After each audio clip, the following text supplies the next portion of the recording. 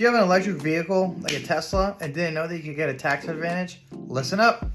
Prior to January 1st, 2023, the EV credit, electric vehicle credit, so if you bought Tesla, for example, that was under a certain price range, you got a credit for it. You got $4,000 deduction from your tax liability. It's not refundable, meaning that if you owed $3,800 in taxes and you got $4,000 credit, you don't get $200 back returned from the IRS. It stops at that $3,800. That's what the non-refundable means. So in response to the current economic crisis, in mid-2022 in August, President Biden and Congress passed the Inflation Reduction Act, which is supposed to combat inflation by providing tax incentives. One of the tax incentives is an increase to the EV Credit Act. So prior to this, it was $4,000. Now, starting effective January 1st, 2023, you can get a $7,500 tax credit from the purchase of an EV vehicle. There are some caveats to it. It can't be a super expensive car. For example, you can't buy an EV Porsche and get a tax credit. It doesn't work like that.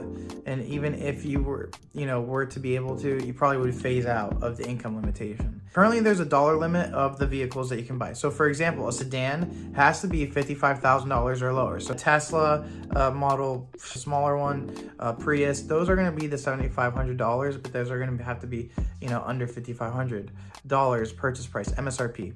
If it was a truck, like a SUV, for example, the Mustang SUV, it has to be $80,000 or less. So if it's more than $80,000, then you can't claim that credit. There are also income limitations to this. So for example, if you're married filing joint, meaning that you're married and you're filing them together, your income at $300,000, the credit becomes phased out.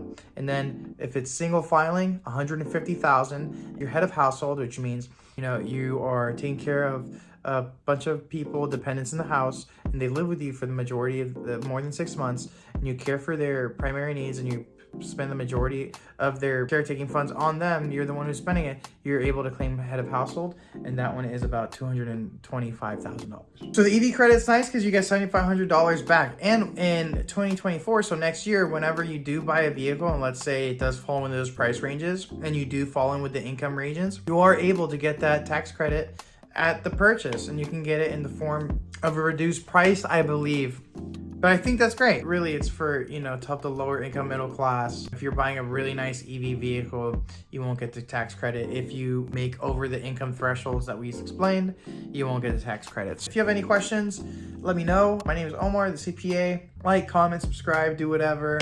And if you have any ideas on any videos, just let me know. And also, if you need general tax guidance, I can help you out. So I'm here to serve. Ho. Ow. See ya.